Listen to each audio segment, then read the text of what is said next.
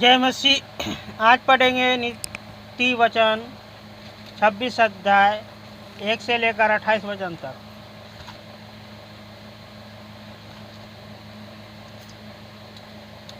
कटनी के समय जल का पड़ना, ऐसा ही मूर्ख की महिमा भी ठीक नहीं होती।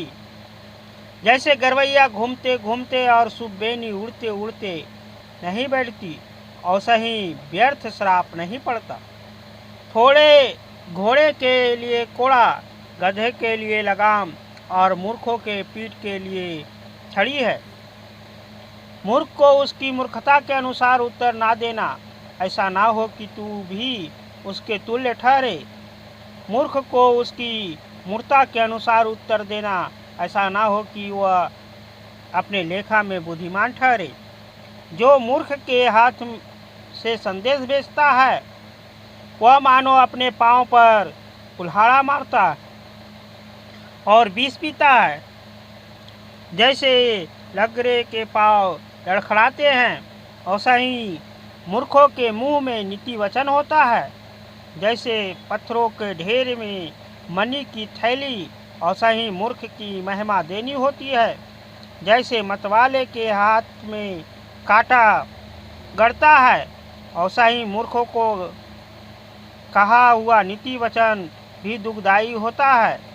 जैसे कोई तीरंदाज को अकारण सबको मारता हो, ऐसा ही मूर्खों को या राहगीरों में मजदूरों में लगाने वाला भी होता है।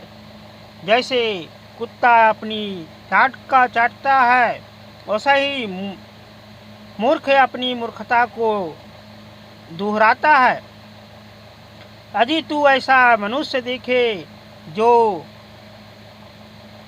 अपने ही दृष्टि में बुद्धिमान मानता हो, तो उसके लिए अधिक आशा मूर्ख ही से है।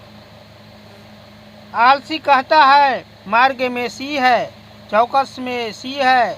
जैसे किवाड़ा अपनी चालू पर घूमता है, ऐसा ही आलसी अपनी खाट पर करवटे लेता है। आलसी अपना हाथ थाली में तो डालता है, परंतु आलस्य के कारण और मुंह तक नहीं उठाता। आलसी अपने को ठीक उत्तर देने वाले 7 मनुष्य से अधिक बुद्धिमान समझता है। जो मार्ग पर चलते हुए प्राय झगड़े के विधन डालता है, वह उसके समान है जो कुत्ते को कानों से पकड़ता है।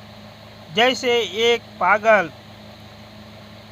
जो जलती लकड़ियां और मृत्यु के तीर फेंकता है, ऐसा ही वह भी होता है जो अपने पड़ोसी को धोखा देकर कहता है, मैं तो मजाक कर रहा था।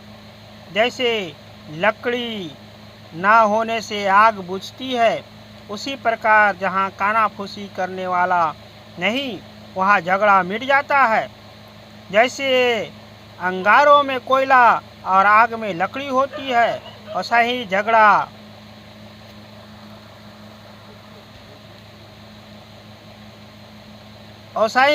बढ़ाने के लिए झगड़ालू होता है।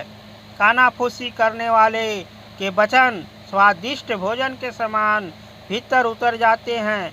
जैसे कोई चांदी का पानी चढ़ाया हुआ मिट्टी का बर्तन हो, ऐसा ही बुरे मन वाले के प्रेम भरे वचन होते हैं। जैसे बैरी बात से तो अपने को भोला बनाता है, परंतु अपने भीतर छल रखता है। उसकी मीठी मीठी बातें के प्रतीति ना करना, क्योंकि उसके मन में 7 घिनौने वस्तुएं रहती है। चाहे उसका बैर छल के कारण छिप भी जाए, तभी उसकी बुराई सभा के बीच प्रकट होगा। जो गड्ढा खोदे वही उसी में गिरेगा, और जो पत्थर ढुड़काए वह उलटकर उसी पर ढुल कर जाएगा। जिसने किसी को झूठी बातों से घायल किया, वह उससे बैर रखता है, और चिकनी चुपड़ी बात बोलने वाला विनाश का कारण होता है। आमीन।